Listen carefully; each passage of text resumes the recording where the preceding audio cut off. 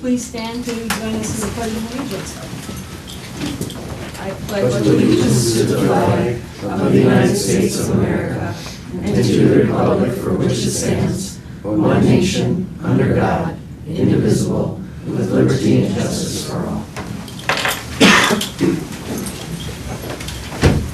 I will call this regular school board meeting for Independent School District number 544 to order, and we will begin by establishing our quorum. Okay, Kirby Anderson. Here. Natalie Knudsen. Be here shortly. Melanie Cole. Present. Matthew Lemke. Here. DC Hermes, present. Stephen Biggessa. Here. We have a quorum. All right. Is there a motion to approve the agenda? So move. Okay. And a second? I'll second that. Any discussion on our agenda tonight? All in favor of approving, say aye. Aye. Opposed, say nay. That is approved, and we will move into a public meeting on the world's best workforce with a presentation by our curriculum director, Amelia Lamar. Good evening and welcome. Thank you. Do a quick test. Okay, make sure that's good. Thank you for having me here tonight, and I just want to say a quick thank you to our administrators and our teachers and our staff for being so welcoming and supportive as I've transitioned into this new position. Okay. The following information is data collected from the 2021-2022 school year. 5 goals were developed and reported on to support our mission statement, values, and beliefs here at Fergus Falls Public Schools. The 5 goals reported on include school readiness, 3rd grade literacy, closing the achievement gap, career and college readiness, as well as high school graduation. Goal number 1 has to do with school readiness, and simply stated that all students are ready for school. By school, we are referring to kindergarten. During the 21-22 school year, we served a total of 140 preschool students in Otter Preschool. That is 44 3-year-olds and 96 4 to 5-year-olds. 14% of these students receive special education services. We are one of the few preschool programs in Fergus Falls who are able to provide direct special education services. Also note the bit higher percentage of students who qualify for free or reduced tuition at 41%. Therefore, of the 140 students that were served last year, not too far off from half received free or reduced tuition rates. We served 143 students across 104 families in our early childhood family education courses and made a total of 98 home visits to 14 different child care providers. This provided school readiness lessons and resources to a total of 112 children. Of the 4 to 5-year-old students who were served in the 21-22 school year, 48% were deemed school ready per our district's kindergarten screening. All kindergartners are screened within the first 20 days of kindergarten and rated in the areas of listening and speaking, reading, social emotional development, math and science, writing, and arts. So this 48% compares to the overall 43% of all kindergartners who were deemed school ready this fall. Combining those totals there, a total of 90% of Otter Preschool students rated partially or fully ready for school. Of students identified as needing special education services, 30% were deemed ready for school and 70% were deemed partially ready, which therefore means 0% of special education students were deemed not ready, which is really great. Overall, more preschool students scored ready for school and partially ready than all kindergarten students combined. Okay, so we appreciate the work of our preschool teachers in getting those students ready for kindergarten. Goal number 2 has to do with 3rd grade literacy, in that all students achieve grade level literacy by the end of 3rd grade. Per our spring 2022 MCA data, 59% of 3rd grade students at Cleveland tested proficient on their reading MCA. This breaks down further to 41.8% meeting expectations and 17% exceeding. ISD 544 includes IQ Academy results as well. So those students combined with Cleveland, 56% of those students tested proficient. IQ includes students from across the state of Minnesota and not just within Fergus Falls limits. This compares to the 49% state average of students who score proficient on the 3rd grade MCA across the state. A few considerations to keep in mind here. 3rd grade is the first year that students take an MCA exam in both math and reading. And thinking of 3rd graders from last year, just recall that COVID caused schools to close in the spring of their 1st grade year, and their 2nd grade year would have been the year we had distance learning and things as an option as well. There was a full class size of students who did choose this option that year. Therefore, many of those foundational reading skills that are necessary were and still are being supported every day by our teachers. 59% is still just over a 3% increase from 2021, which could indicate the start of an uprise post-COVID. Pre-COVID, we were sitting anywhere from the mid to upper 60s to 70%. As you can see in the table at the bottom there, we did score above average for both Cleveland and ISD 544 altogether.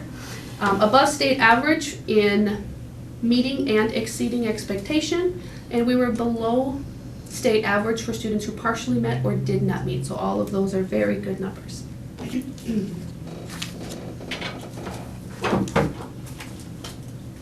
Continuing with 3rd grade literacy here, I took that 59% at Cleveland and I did break that down a little bit more.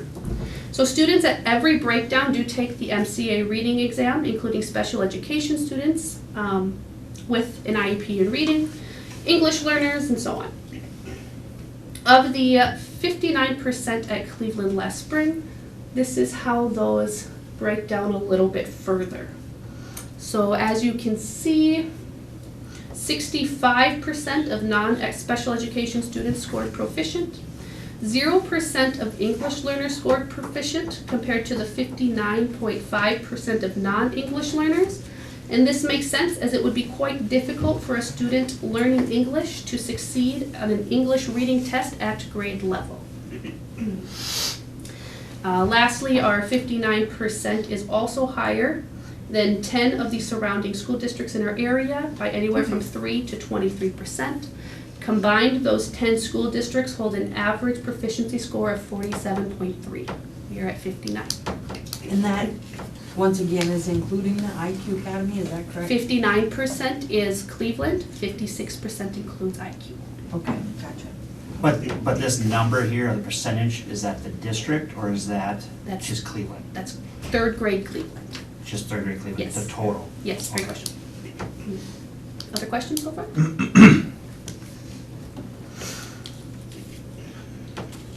Goal number 3 refers to closing the achievement gap and simply closing the achievement gap between all ethnic and socioeconomic groups. So here's a little bit of a breakdown of our demographic and criteria percentages from last school year. As you can see here, the majority of our students at 83% do identify as white, nearly 14% received special education services, and 27.5% qualified for free or reduced meals. Our teachers work very hard to provide that high quality instruction needed to meet the needs of every one of these students. Using that data a little bit further, I know this is a little bit cumbersome to look at, so forgive me there. But here is the proficiency percentages for both math and reading at each of those breakdowns. Okay. So that first table to the left there, there's 3 columns. The far left column identifies the category, the middle column is ISD 544, and the right column is the state average across Minnesota. Okay. those ISD 544, so this is what you were talking about, this is the district average, including ALC and IQ as well. Overall, including all of that information across the district, our students did score higher in almost every area. The second table there refers to math. Same setup, and again, our students scored greater than the state average in the majority of areas. We will continue to provide that high quality instruction to support each and every one of these students that we do serve. Can I just ask a question on just the, last year was, during this, we were also implementing Wonders, right? At the same time, is that right? Am I correct? Tell me, describe last year as in? This one, this was this test data. Do you remember? Data was, Wonders was a few years ago. This is last year, so this would have been the second school year that Wonders was implemented. Okay, so this was the second year. Correct. Okay. Other questions? Moving on to goal number 4, which refers to career and college readiness. All students attain career and college readiness before graduating high school. Excuse me. Each student develops a personal learning plan, also known as a PLP. This includes various career, college, and post-secondary options, identifying their strengths, and exploring course options that would best fit their individual needs and interests. Additionally, we offer a wide variety of courses and electives, such as various technical education courses, including small engines, woodworking, business, and so on, as well as a few other certifiable programs, such as our Automotive Service Excellence Certification or the Certified Nursing Assistant Program. Through any route that a student chooses to take through their personal learning plan, our teachers are striving and continue to strive to create opportunities to prepare each student for their post-secondary path. Along the bottom there, you can see our 2022 ACT breakdown. In reviewing our ACT scores, our ACT mean scores in 2022 were higher than the national average in almost every area. And overall, our ACT composite score was 20.2, which is also higher than the national average. Currently, our personal learning plans begin in 8th grade in their family and consumer science class, continue in 9th, and then again in 11th grade. In the future, we will be adding this to their otter time beginning next year, so this can be more of a continuous development from 8th through 12th grade.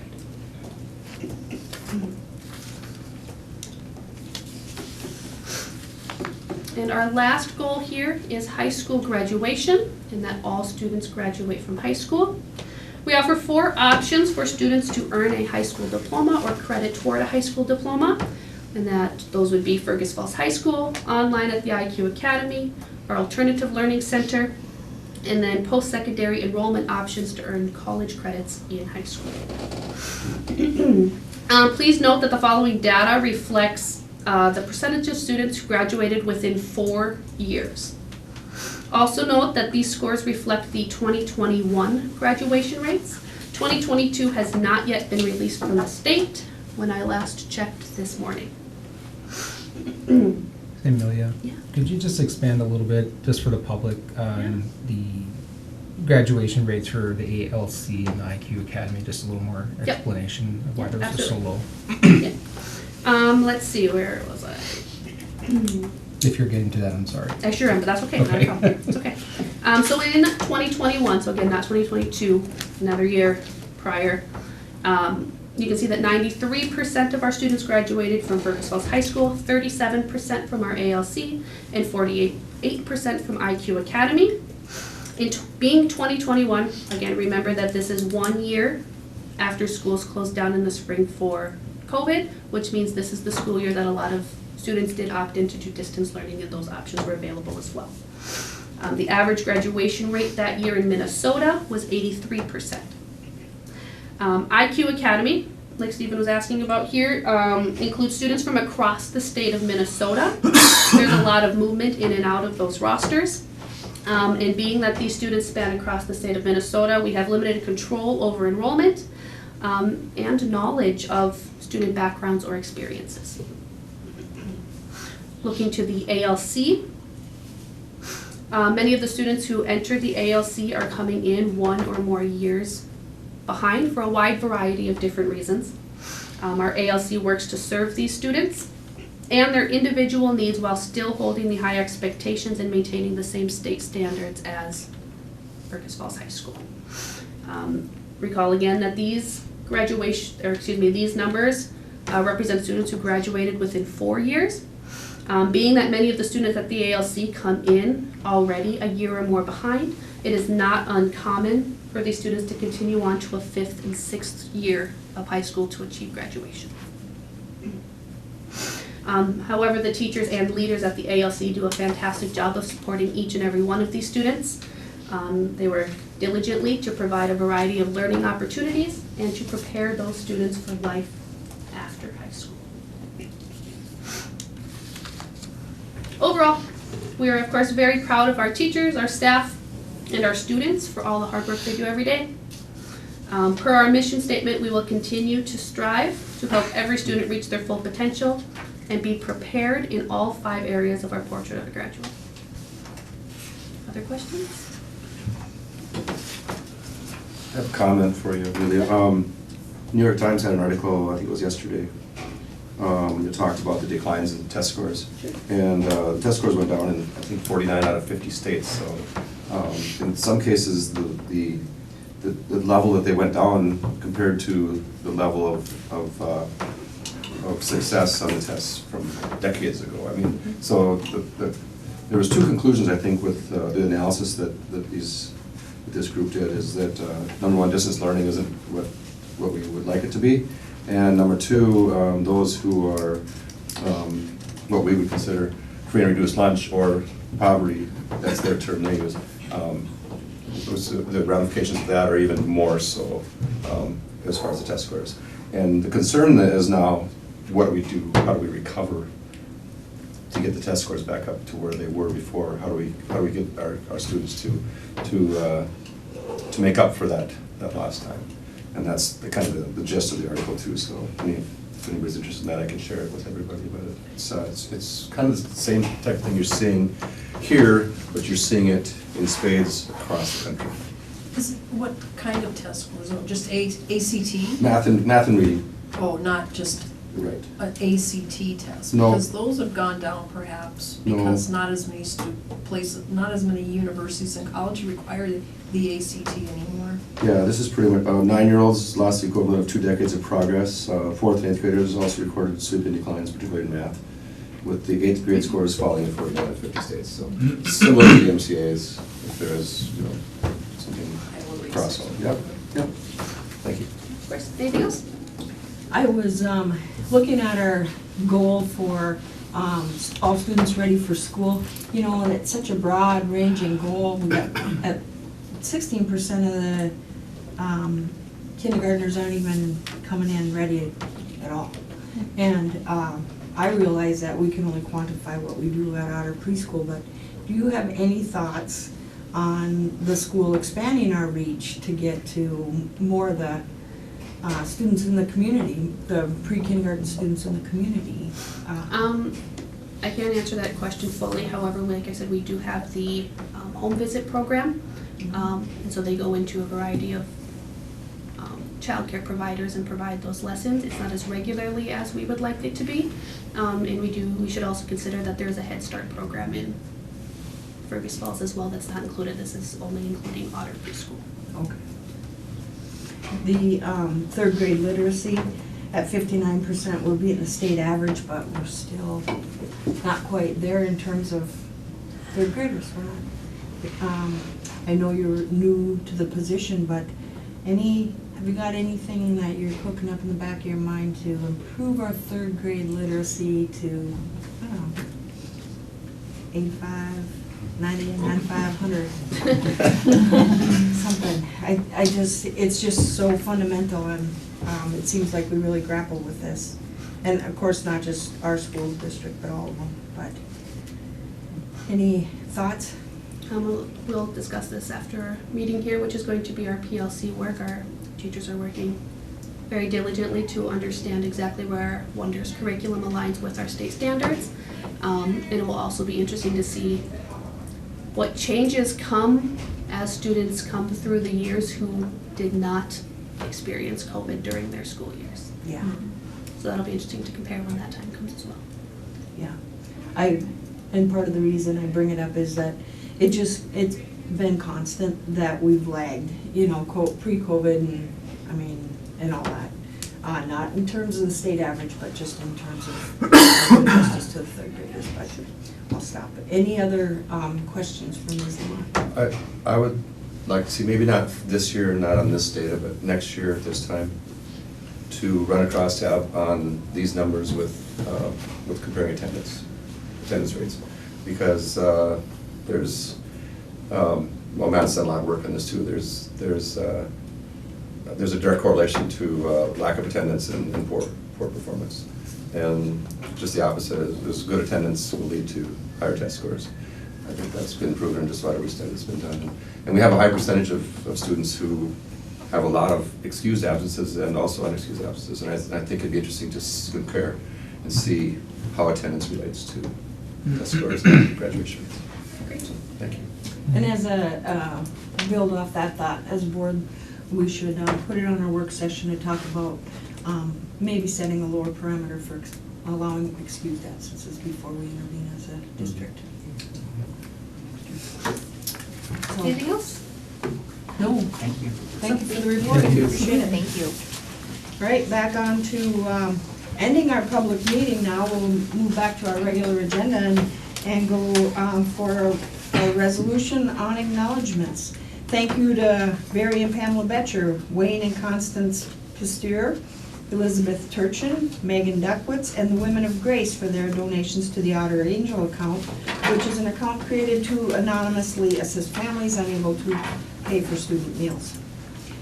Also, a thank you to Mary Pettit for her donation to the kindergarten dance and dessert. And thank you to West Tool and Design in Fergus Falls for their donation of custom-made precision parts for the Super Mileage Challenge team. I will offer this resolution, move for its adoption. Is there someone who will second? I'll second that. All right, any discussion on the resolution? Okay, clerk, please take roll. Natalie Knutson? Yes. Melanie Cole? Yes. Matthew Lemke? Yes. Missy Hermes, yes. Stephen Biggessa? Yes. Kirby Anderson? Yes. The resolution is adopted. Very well. Moving on to our reports and correspondence, we will have a presentation on the marching band trip proposed for June 28th through July 2nd next year. Michaela Pash, Josh McGowan, Ashley Sands, just one of you is going to talk. Yes, I'm going to talk for now, and then, Okay. then they're here for reinforcement. Okay, we're Gladys Knight, they're the picks. Hi, everyone. My name is Michaela Pash. I'm the new high school band director. Thanks for having us here this evening. I'm talking on behalf of the marching band team for this year about the trip that we hope to take to St. Louis. So I know that you have received some information about this, but I'm just going to say some of this information and see what questions you have for us. But the proposed trip would be from June 28th through July 2nd of this year. And it would be available to all incoming freshmen through graduating seniors who participated in the regular marching band season in the month of June. And the main reason that we would be taking this trip is to participate in the America's Birthday Parade, which takes place on July 1st, sorry. And we believe that this is an extremely important opportunity to offer to our students.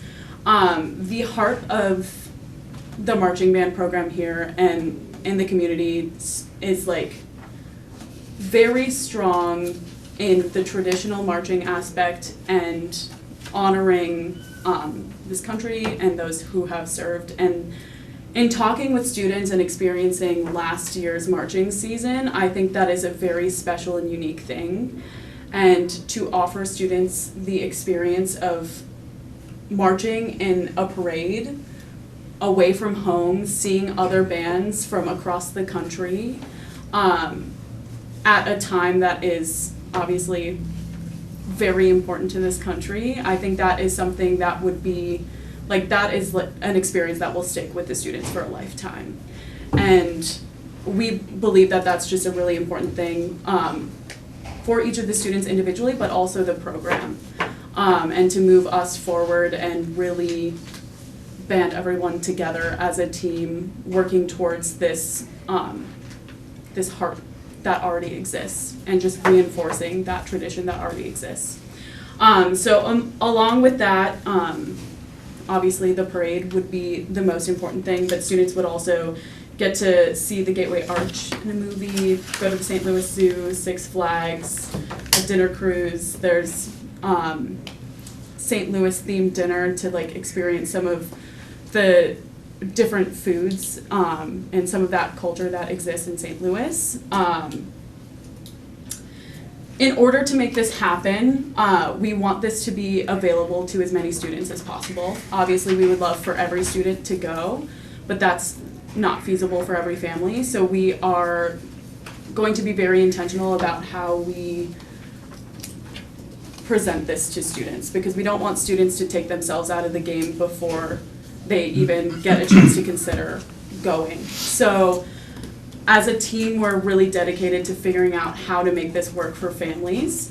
Right now, the price is at the high end. It's at $975, but that is very likely to decrease. And if we have anything to do with it, it will decrease as much as we possibly can.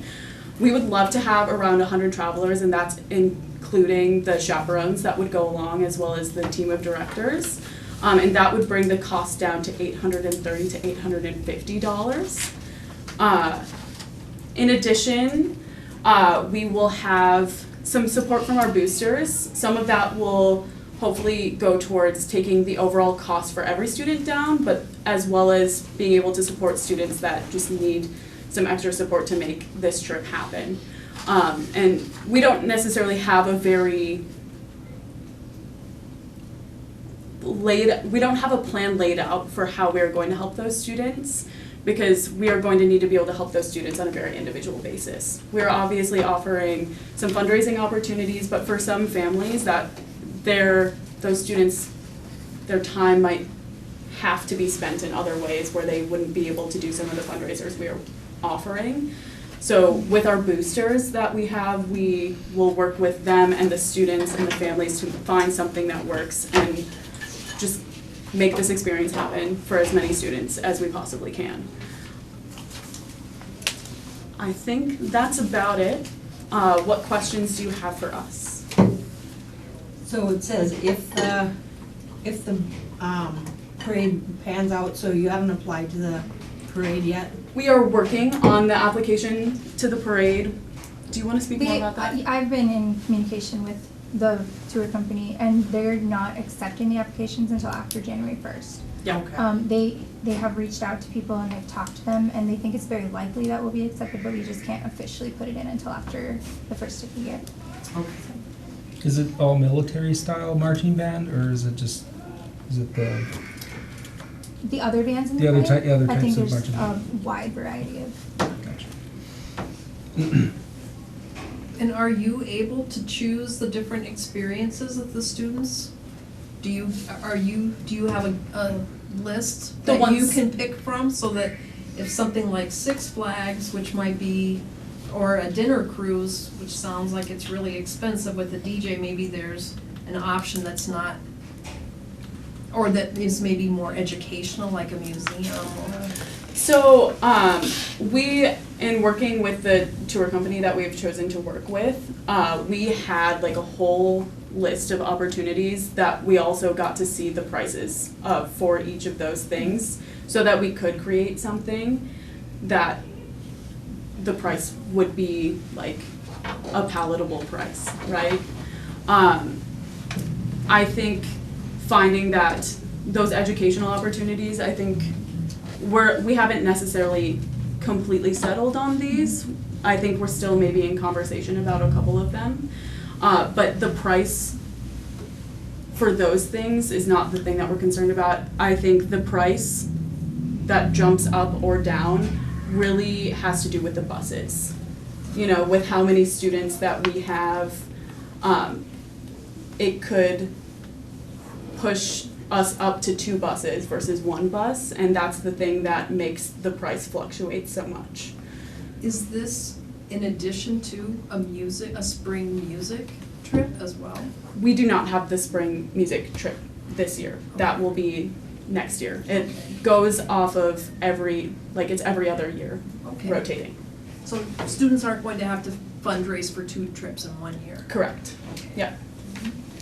One of the things the board will discuss after your presentation, but before next meeting, when this will be on the agenda for the vote, is whether or not to allow to include the students that have already graduated who potentially are 18 years of age as well. Yeah. So there has been some complications with that in the past. As a district, I don't think we've really settled on, we're always gonna do this, or we're always gonna do that.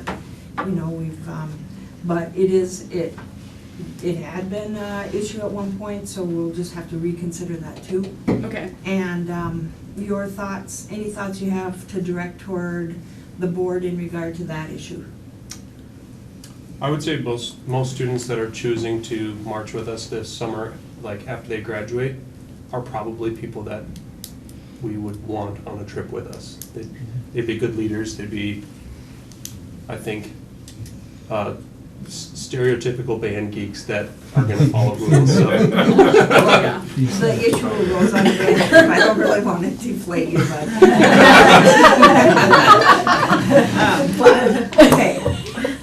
And that's, I think, why we've continued to vacillate is kind of just depending on the nature of the kids involved. And of course, we don't want to go over the top on any of that. So we'll just discuss that. Appreciate that input.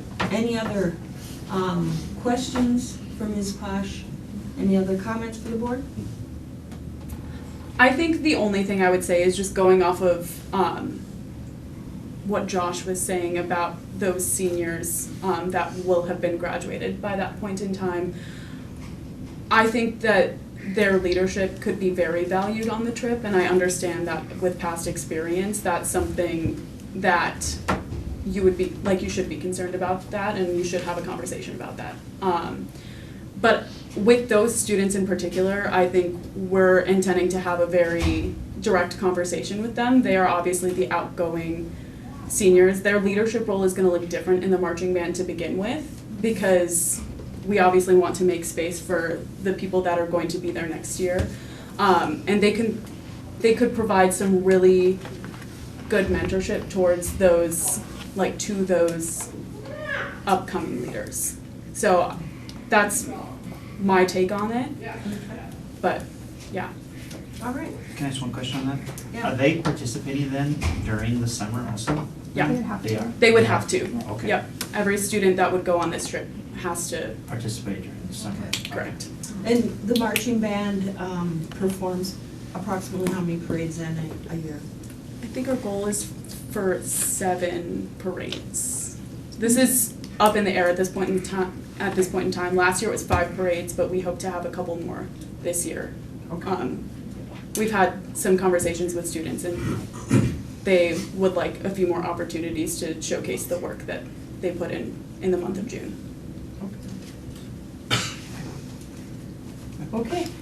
Anything further? Thank you. Thank you. And we'll continue on with reports by hearing from elementary principal at McKinley and Adams, Scott Ford.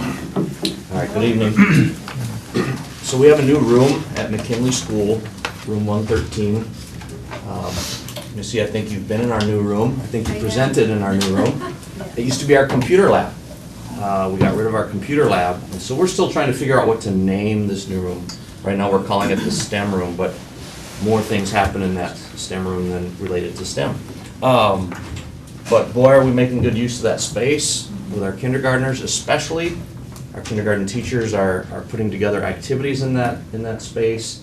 Every week, kind of a new theme, and then the kindergarten teachers bring their kids in there throughout the week. One week it was called Literacy Fun. Another week, ABC Fun.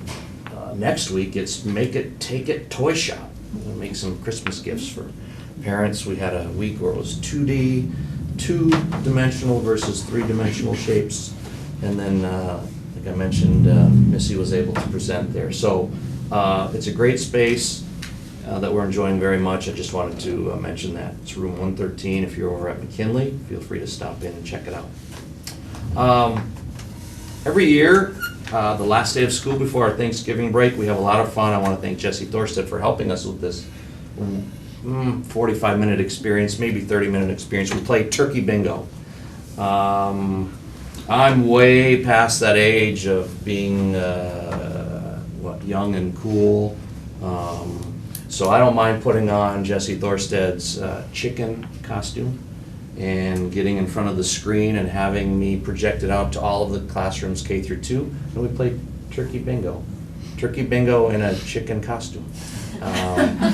So I refer to myself as a big chicken, and the kids think it's a lot of fun, and they earn prizes. But that's just something that we do every year, and it's just really kind of become a highlight. The kids enjoy it. I do too. Also, something really enjoyable that happened recently is we celebrated the 50th day of school at McKinley. We brought all the kids into the gymnasium, and everybody was dressed as if it was the 1950s. We had a sock hop. We had 50s music. Jesse Thorstead was there playing his guitar. Our music teacher, Michelle Danielson, was singing. There was an appearance by Zero the Hero, which apparently he enjoyed because he just needed to do one presentation instead of 10 individual presentations in all of the classrooms. So we had a great day, and that kind of fun lasted all day as the 50s theme happened at McKinley. Also wanted to mention, recently we had the high school orchestra tour, all of the elementary schools, so McKinley, Adams, Cleveland, and OLV. This is something we do every year. I'd like to thank Mr. Peterson. It's a lot of fun to see our 9th graders through 12th graders come back to the elementary schools where they used to attend. It's a lot of fun to look out into the crowd and ask the kids, hey, how many of you want to join the orchestra someday? All the hands go up. We also bring up any student in the high school orchestra who might have a sibling sitting in the audience. We bring the siblings up to stand right next to their older brother or sister who's in the orchestra. So a good time with that. Our orchestra numbers are pretty strong in our district, and I can't help but think that we're maybe planting some seeds when these kids are quite young. Also, I had a chance to be in a classroom the other day and observe our talent development coordinator, Krista Simongard, who used to be a 3rd grade teacher for us. She oversees our talent development program in our district, and so we call it Otter Scholars, but we're fortunate to have her be able to go into every single classroom in K1 and 2 and do some activities with our students. Some really good stuff happening there with that program. And then related to that program, our 2nd grade students just recently finished taking what's called the COGAT test. It's a test of cognitive abilities. There's 3 batteries. There's verbal, there's quantitative, and there's nonverbal. And we use the results of those as one data point as we look at identifying kids who might be good candidates to participate in the talent development program as they get a little bit older into 3rd, 4th, 5th grade, etc. And then lastly, I wanted to, and I know you addressed this in your acknowledgments, but so Mary Pettit, Keller Williams Realty Professionals, she made a donation that allows our kindergartners to attend Dance and Dessert at the Center for the Arts. Mm-hmm. Some years ago, that was a $2 deal. The price jumped to $3. We ask our parents to cover a $2 donation for their child. And then Mary Pettit of Keller Williams Realty Professionals picks up the rest. So we're thankful for that. A lot of the dancers, most of the dancers at the Dance and Dessert event are students in our own school here. So they really appreciate when we fill up a Center for the Arts with all of our kindergartners for one of their performances. So that's coming up here in December. And with that, I'd entertain any questions from the board. So Scott, you said they just took the test. Do you have any of the data back? I haven't seen the results yet. No, we just boxed them up last week and sent them back to the district office. Okay, I was just curious because the first year they took that you actually found more kids that you could pluck out into the talent development that you normally wouldn't have with just the MCA scores alone. I just wanted to know if that was still happening. Yeah, it's a really interesting data point to look at, and sometimes you get surprised in a good way. Right. So it's really good. And what we've tried to do with this is we take it earlier in the year now. First time we did this, it was quite late in the year. So it's nice to get these results back earlier, share them with the classroom teachers now, so that they can have an awareness of what's happening with some of their kids.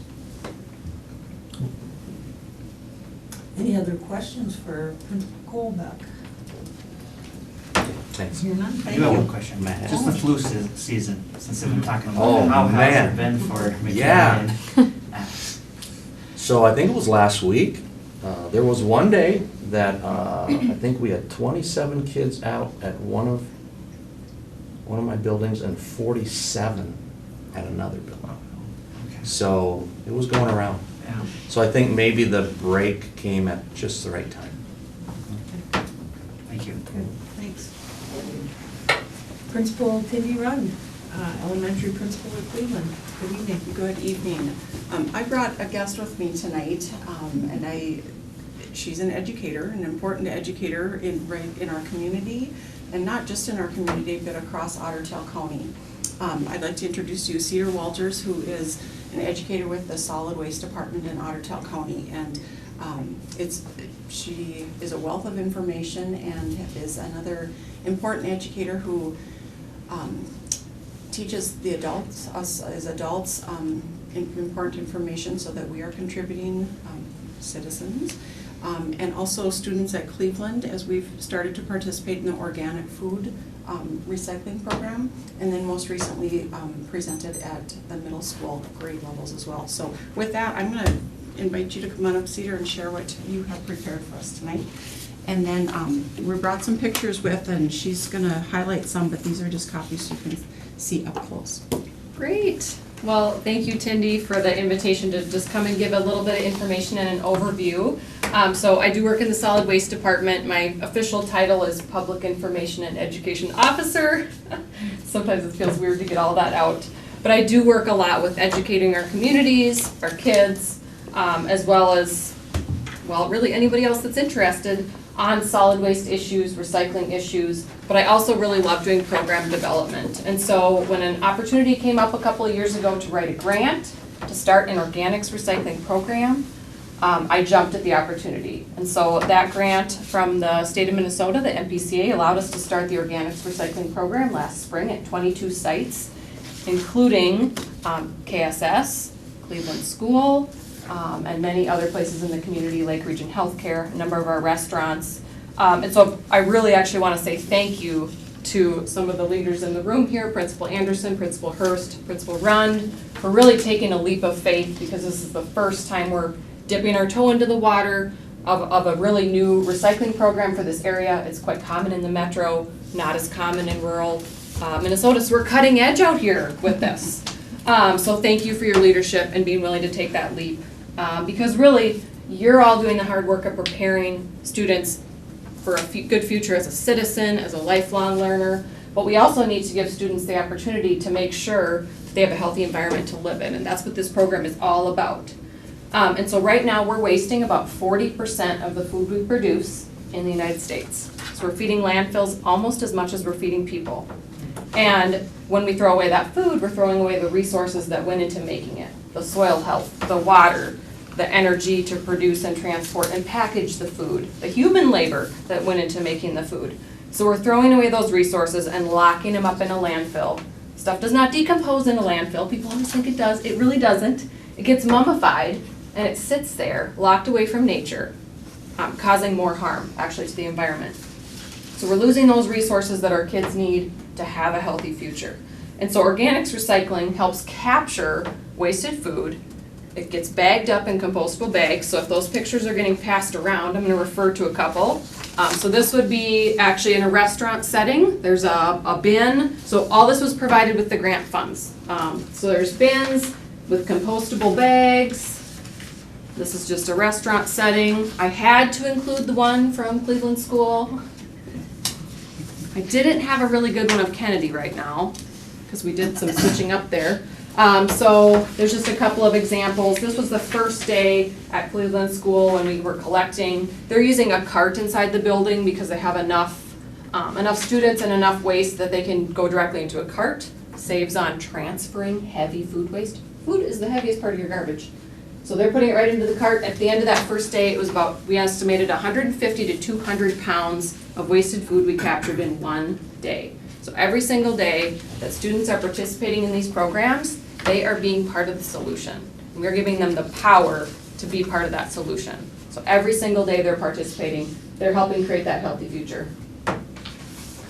So it gets put in there, and then a truck comes around every Friday and collects from about the 22 places in Otter Tail County that are doing this. So it's just compostable bags filled with waste in these carts, keeps it nice and clean and not smelling.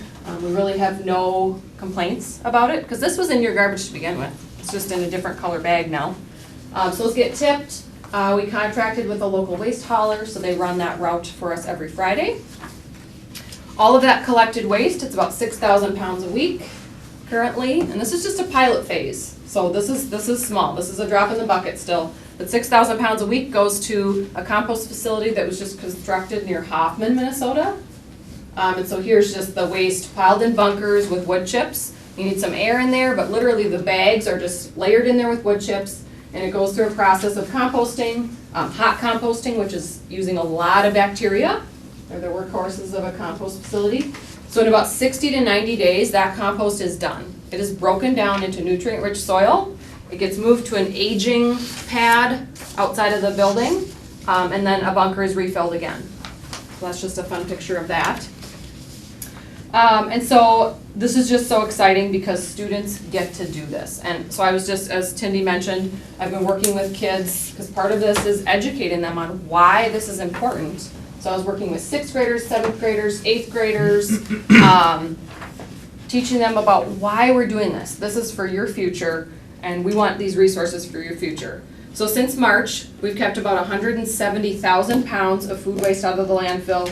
So that's about 300 to 1,000 pounds per week at each location. Really, it varies. You know, a restaurant's going to be maybe a little smaller. A large school like KSS is going to be a lot more. So it really depends on the place.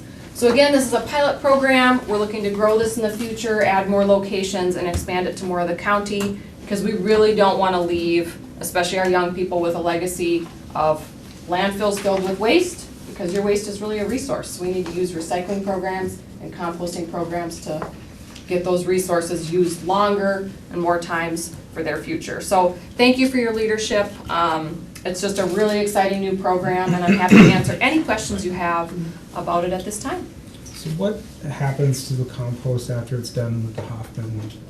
It's Hoffman, right? Yes, Hoffman, Minnesota, yeah. So it's about a 50-minute drive down there. I mean, and the reason I ask is, like, is there a place that a kid could point to, hey, there's my lunch, you know, like Yes. like that's what it did. It Well, created a, whatever. yeah. So they just came online. Prior to their facility being completed, there was a couple of months' time where our waste was transferred to a place by St. Cloud. But now that they're fully online, they will sell it locally. A lot of compost from a commercial place, like this is big. So this facility is built for, I can't remember how many thousands of tons a year, but it's a lot. It's meant to be a regional facility it's actually run by Pope Douglas Solid Waste. So it's meant to be used by like a 6-county area in west central Minnesota. So I can't remember the thousands of tons, but it's a lot. So at that level, they're selling some of it to, for like if you're gonna build a road, you need to redo all the stormwater landscaping and stuff, so it's gonna help with replacing topsoil when you're doing some sort of really big project like that. Some of it will also be sent through like different nurseries and landscaping companies, so you know, somebody could encounter it, buy it by the yard, and use it in their own project. Sure. But a really fun opportunity though, that would have that more direct connection is there is an organization called the Minnesota Composting Council, and they actually run plate to garden fundraisers. I'm sure you've heard like farm to table. This is the reverse. This is your plate going into a garden. And so you can actually run a compost fundraiser where students or a community organization like 4-H would help bag bags of compost and sell them as a fundraiser to raise funds for their group, their school, something like that. And so in spring of 2023, it's my hope to organize a couple of those with some of our participating locations. Because that would help make that connection of this was food waste from our area. Here, look what it's doing. It's helping grow nutritious food. It's putting nutrients back into the soil. So, that would really help make that connection. Good question. Thank you for the report, I appreciate it. Ms. Rund, anything else from Cleveland Elementary? I'm not a recycling fan, and it was really exciting to work with Cedar and get this pilot project in place at Cleveland.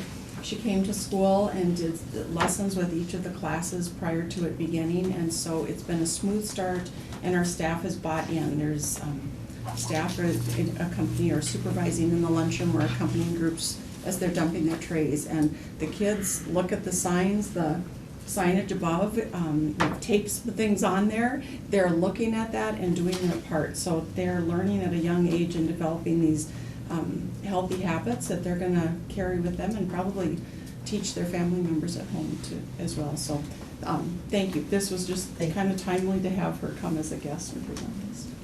All right, thank you. Principal Ivanhurst, middle school principal. Good evening. Good evening. Hello. So Cedar was a part of my presentation as well, but she didn't know that yet. But I will start there. 6th grade, the Maroon team, Mr. Ratz, Miss Weldy, and Miss McGovern. Cedar was in last Tuesday and spoke to the 6th grade, 6th graders, and then they went on a site visit there. They went to they split into 2 different groups. One did an art project using shredded storage bins, and they created molded keychains. And then they each got to take one of those home. And then they got a tour of what exactly takes place out there. And I think that helps drive home the point when they're doing their part in the lunchroom or the other recycling bins that we have in the school. So really valuable for our kids to have that experience, because then it's more real to them.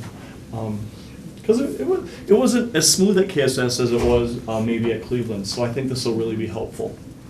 So thank you, Cedar, for doing that for us. Appreciate your work. It's currently middle school concert season.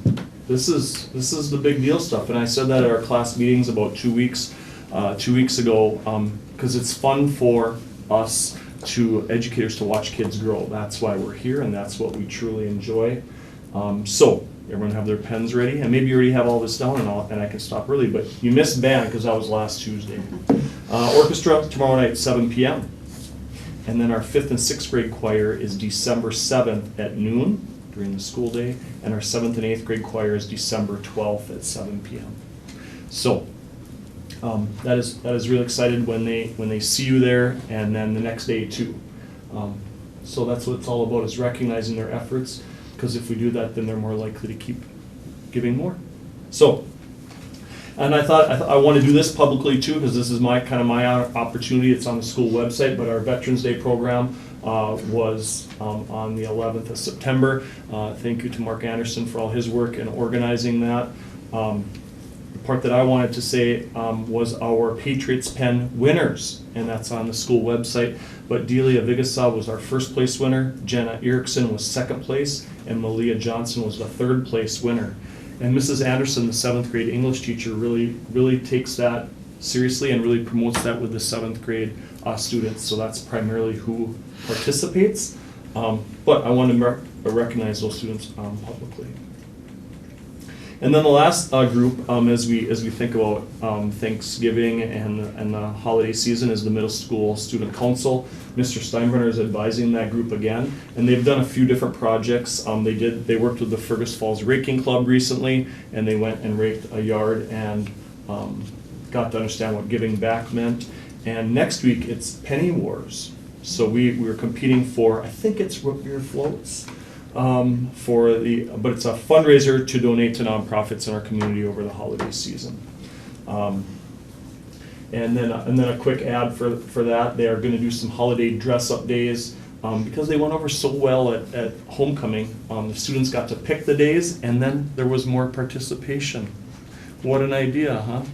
So they're gonna do that same thing for the holiday, the week before, our holiday break, so, those are coming up as well. So thanks, Mr. Steinbrenner, for your work with that project. Any questions this evening? Doesn't look like it. Very good, thank you. All right, thank you. And Principal Mark Anderson, High School IQ ALC Principal. Good evening. Well, we had a student council held their annual food drive last week, and the high school office got destroyed by the district office in their donations of food, so good job to you guys. Mr. Tilke was slow, we were slow getting food in, so he spoke with our staff, and we started to have grade level and classroom wars, and it drove us into a record number, record pounds that we had donated. The prior record was 2,400 pounds. We had 3,100 pounds that were donated in less than 6 days. So thank everybody here at the high school for the work they did at that. So we'll be setting a bar that's a lot higher next year to see if we can bring in more than that. So I hope Mr. Tilke said when he went to took 4 vehicles full of food to the food shelf, and they were extremely excited about it. So we're proud to be able to be part of that. We are beginning that registration part of the school year for us at the high school. So our registration book will be sent out to the departments for reviews, any errors that might be in it that we didn't catch last year or the years before, and any additional courses that we add and updates that need to be in there. High school staff also was surveyed. As we know, we are having Otter Time next year. They had the opportunity to choose their first choice of grade level for next year. They wanted to do with Otter Time or their second choice, so we have finalized that. In December, they will get their lists and know who their next year Otter Time students are, so they are going to be able to meet with them at registration night, the 13th and 16th of February, and start communicating registration information and what Otter Time is next year, and it's our opportunity to meet with parents and have parents come into the building. So what will happen is, in our January staff meeting, we will split up into actually 5 different groups. Our special ed has a set of group students, 9th, 10th, 11th, and 12th grade students. Well, it won't be 12th grade, it'll be 8th, 9th, 10th, and 11th we'll be communicating with.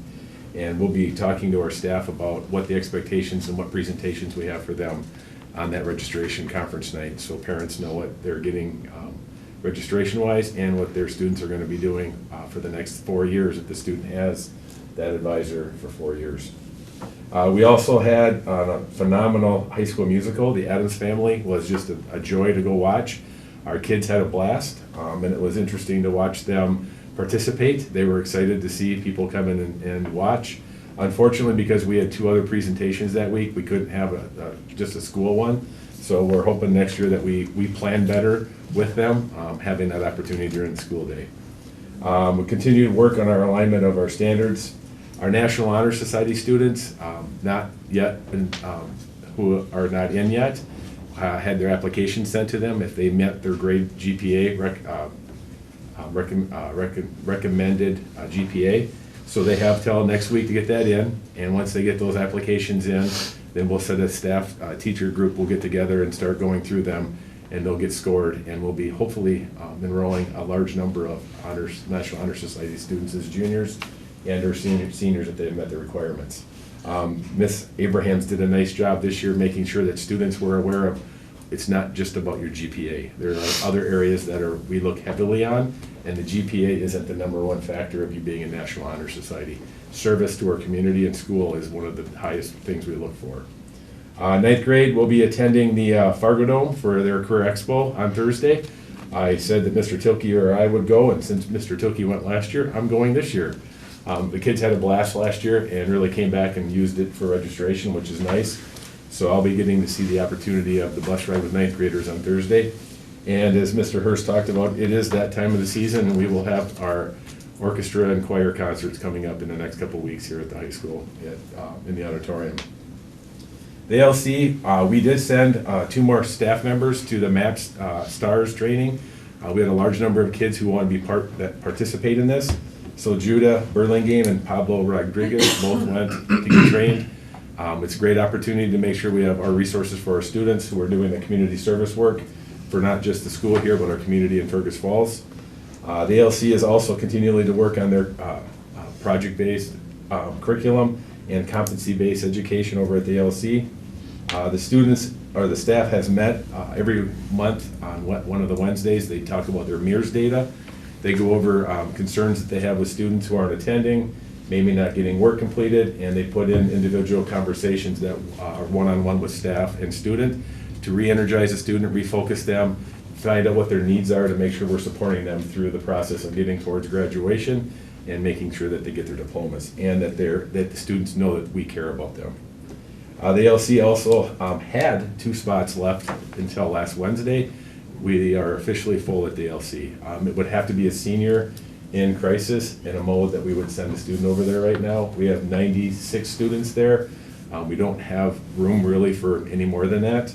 We do have a waiting list. That waiting list does change on a week-to-week basis during our SAT meetings.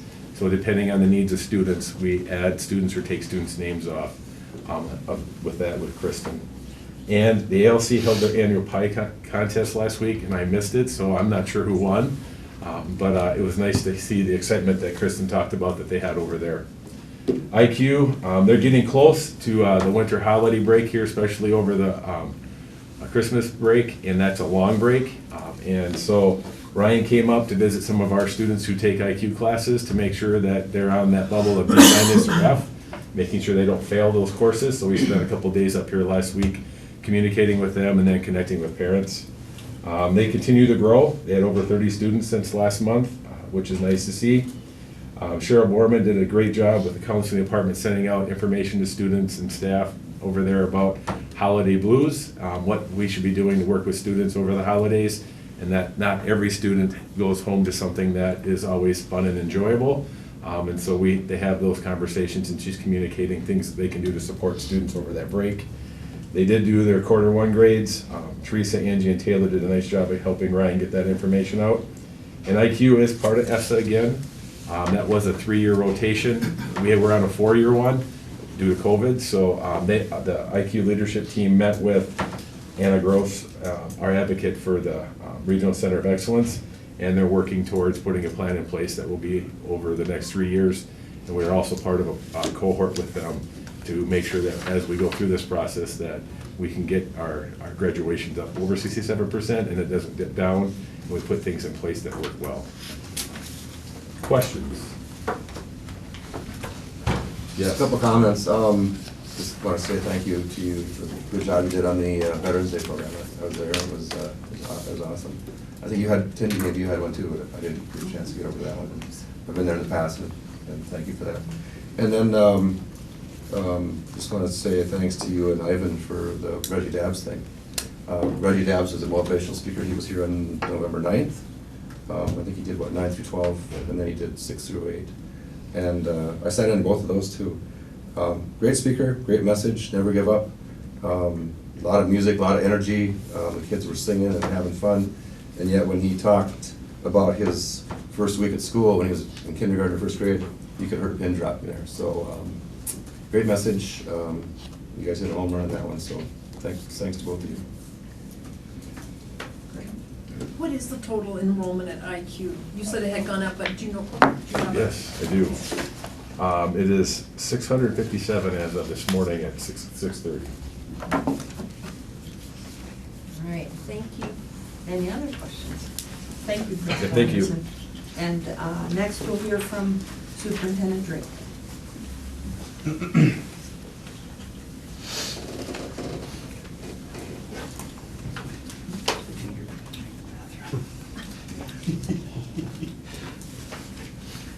Good evening. Since I was at the MREA conference a couple weeks ago, I have several thank yous to catch up on. First of all, I do want to extend my appreciation to the students and our music department for the middle school and high school band concerts. Both very well attended, some excellent musicianship on display.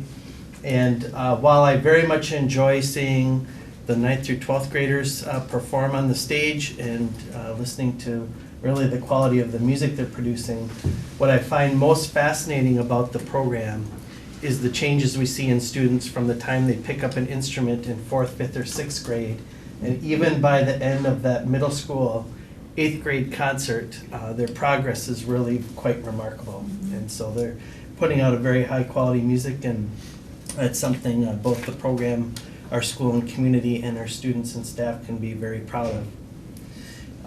Several other thank yous. I want to thank Amelia and Hannah for all the work they put into the World's Best Workforce Report. You see that was full of data and analysis, and again, appreciate all the hard work there. The Addams Family musical was outstanding. Although my history in the district is relatively short, I'm told that that's one of the best musicals that has been put on by the students in a number of years. So truly a great job there. Again, my thanks to Principal Rund and Principal Anderson for the work that went into the Veterans Day program. Not only do we have a tremendous amount to be grateful for the men and women that have served in our armed forces, but it does truly mean a lot to those folks to come into our school, hear the music, hear the speeches, and to be recognized and honored for their service to our country and community. The audit is a huge undertaking. I want to thank Renee and Marcy and Kelly for all their work answering questions from Ide Bailey and producing the documents for that audit. It is several weeks of very diligent work in answering questions, etc. And so very grateful for all that went on there. On a lighter side, I want to thank the ALC for continuing to invite me for their pie judging contest. That is one of my favorite duties of the year. This is also an area where the students, it's a fun activity, but the students take it very, very seriously. They do a lot of planning in terms of what pie they want to create. There's a lot of creativity. The pies were outstanding. There were people kind of jockeying, trying to influence the judges prior to the contest. I'm not sure that's completely kosher, but and the winner was the peanut butter pie, which was absolutely fantastic, but I don't remember which advisory that came from.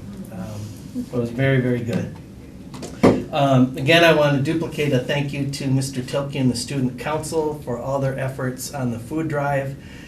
We do live in times where financial struggles are very real for people, and this is an opportunity for us as a school district to give back to a community that is very, very generous to us. So appreciate all the hard work of the students and Mr. Tilke in organizing that food drive. And I want to do a thank you in advance for our custodians and our building and grounds crew. We have a busy fall season, but things pick up even more during the winter. And so preparing for all the events that we host, the setup, the cleanup, we're dealing now with snow removal and dealing with ice on sidewalks, etc. And so I appreciate all the time and effort that goes in to keeping everything ready for our activities and keeping our sidewalks and stuff safe for people to traverse. This is just a general notice to the public, but the district is in serious conversations about the potential need for a new elementary. Right now we are thinking that would be a 1st through 3rd grade facility, and continuing to evaluate various potential locations for that elementary facility should the district decide to put that before the voters in a bond. One site that is intriguing to the district at this point because of its location and the fact that it has city utilities there is the Kirkbride Park property, which is roughly 15 acres. Facility updates, hallelujah, the ALC bathroom is done and being used. So appreciate that we are there, and this has been a big need for the ALC program for a number of years, and glad that event here has finally kind of reached its culmination. We have a finished bathroom. We are still in the permitting queue for MDE. This has been a long wait there as we continue to exercise patience in MDE's eventual review and presumable approval of our application for the commercial teaching kitchen at the Roosevelt Education Center. We do need that kitchen operational by the time second semester rolls around because the ALC has a cooking class planned for that site. So we will be cutting it tight based on the lag in the permitting process. And then the snow and ice mitigation system installation has begun over at Rec. And this should make it much safer in the future with the spring thaw and melt. I did have a short report about, I shouldn't say flu season ahead, it's here. So November 22nd, this is courtesy of Jen Cohorst. We had 27 students out. These are all due to flu-like symptoms, so I just want to be clear about that. 27 out at McKinley, 47 at Adams, 21 at Cleveland, and then on November 23rd, 78 out at KSS. So the flu season is definitely upon us. And with that, I will turn it over to questions. Are there any questions for the superintendent? Did MD give you any response about the kitchen for where it is in the queue at all or not? Or they just- I didn't hear back from them directly, but our contractors estimated 2 weeks, and that was a week ago. So fingers crossed we'll get an answer sometime this week. A couple other things, and this is just reflective of supply side issues. We have plans to do an electronic controlled access to the ALC and also into the 935 office. Those materials now, that equipment has finally arrived, so that work should commence here in a matter of days. And then we also have a door with some, at KSS, some access issues, and the parts for that have been several weeks in waiting, but those should arrive here in the next week or two, and we can get that door fixed and operational again. So, thank you. All right, Superintendent Drake. Okay, moving on with our agenda, we have general consent items, which includes the minutes from our November 14th school board meeting. And then Elaine Jenke will fill us in on some personnel items. Good evening, everyone. We have a number of items here, not too many though, I would request for board approval. Under support staff resignations, we have 2 special ed paraprofessionals, Isabella, or Bella, as she's known, Peterson, and Amanda Nelson. Amanda will be leaving us, but she's going to be going to the special ed co-op, so she's still just right around the corner here, and still working with our students. Richard Eichold, mechanical custodian, and his last day of work will be Wednesday. Under support staff hires, we have a couple of new special education paraprofessionals, Krista Baumer and Lori Kessler. Krista will be starting at Adams on the 2nd, along with Lori Kessler starting the same day at Kennedy Secondary School. Certified staff hires, we just have some contract changes, and there are overload contracts for both Madison Carver and Katie Hosh. And then last, we have some contract negotiation settlements with our two of our groups, our paraeducators and our special education paraprofessionals. So I would request board approval on those items tonight from the board. All right. Is there a motion to approve the general consent? So moved. And a second? A second. Any discussion on the items? All right, all in favor of approving the general consent items, say aye. Aye. Opposed, say nay. All right, that is approved. We will entertain a motion for approval on the fiscal year 22 Fergus Falls Public Schools financial audit. Would someone make a motion to approve that? So moved. And a second? Second that. Thank you. And we had the auditor on the screen last meeting, answering any questions from the board. Any follow-up questions or comments regarding the motion? Just that it was a clean audit. It was a clean audit, and look at that. There you Go, Renee. Thanks, Renee. Lots of help. Okay. All right, any further comments? All in favor of approving, say aye. Aye. Opposed, say nay. And the audit is approved. We'll move on to the 22-23 Fergus Falls Schools Best Workforce Report. Is there a motion to approve that report? I'll make that motion. And a second? A second. All right, any discussion or questions or comments? Thank you, Ms. Lamar, it was a good report. All in favor of approving, say aye. Aye. Opposed, say nay. That is approved, and we have several new high school course offerings beginning with the next calendar year, 23-24 school year, that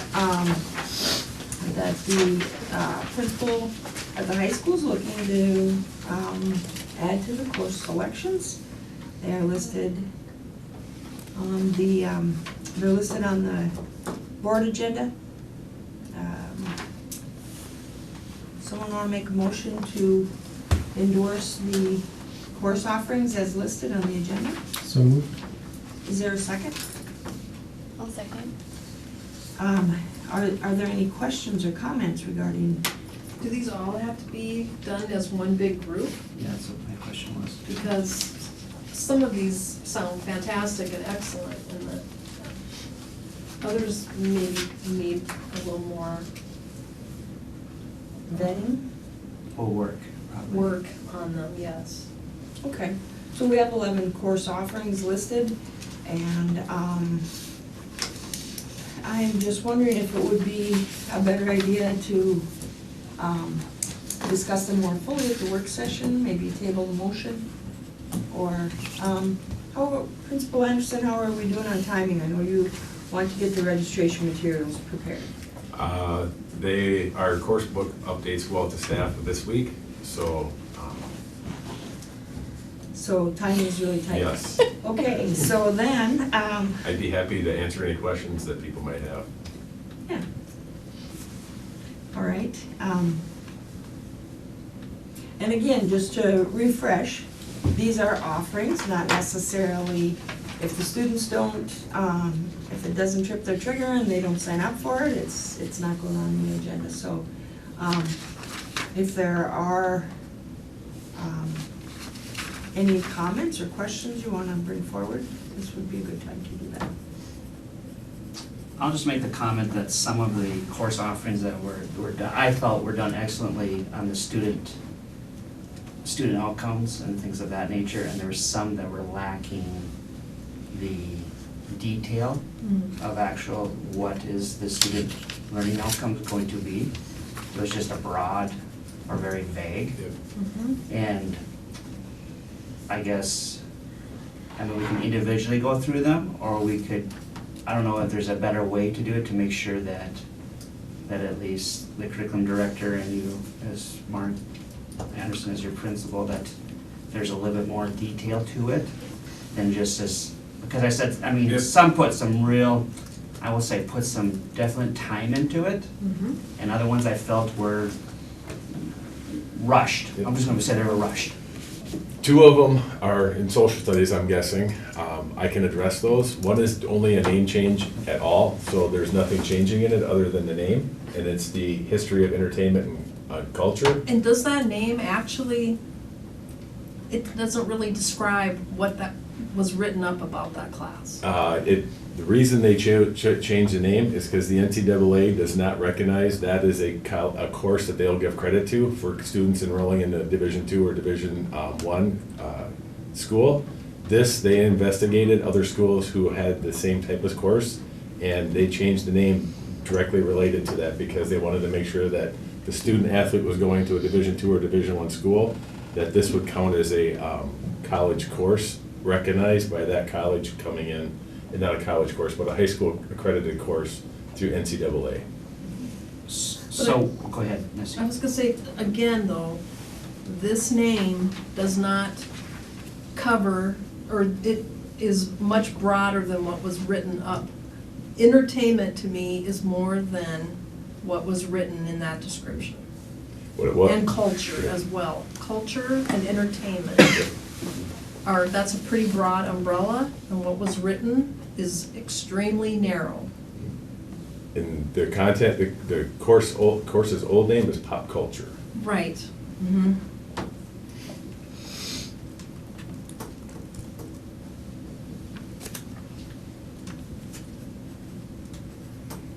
Any other specific questions or comments? What was the other one? Modern U.S. History. It's a course that we offer. U.S. History is a 10th grade course. Right now, they cover anything, and they cover everything from colonial times, when we first settled the United States, to current day history.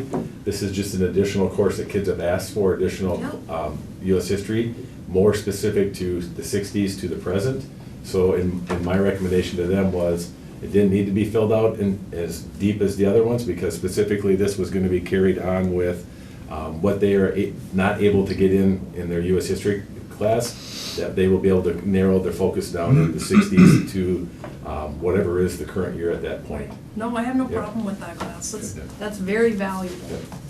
And you're right, it's not covered currently. My only concern was just that there wasn't any outcomes put in there, or any standard, or anything that would say, hey, we're gonna cover this. Yep, it'll be the same standards they have in the U.S. history. It's sophomore class that they're not able to cover right now, that they're gonna go in depth, that kids want more information on. So they're gonna, when their alignment of curriculum, if they go through this year, they will move the courses, the items that they're not able to cover into the 11th and 12th grade elective course, that they could go more in depth with. And it'll be the standards that we're not able to get through and meet right now. This allows students to take the elective pieces. That would be the supporting content versus the guarantee that we'll have in the sophomore class. Okay. Are there other courses that have questions on? No, they all sound fantastic. So through the discussion, we've determined we're gonna vote on the full slate tonight, either yea or nay, and there was just further information given about a couple of the courses. Does that provoke any fuller discussion from the board? Then we're good to vote. All in favor of approving these additional elective, or these new high school course offerings beginning in 23-24 school year, say aye. Aye. Opposed, say nay. All right, that is approved, and that concludes our meeting agenda this evening. We have two public meetings coming up Monday, December 12th at our next board meeting. So one will be our technology plan and internet safety policy, summarized by saying we do have a filter on the computer, and but we'll have a public meeting, and whereupon we can address anything more specifically. And then Fergus Falls Public Schools taxes payable will be held specifically at 6 p.m. We'll interject that public meeting into the regular meeting so that does start at 6 p.m. Then, but the regular board meeting will start at 5:15. So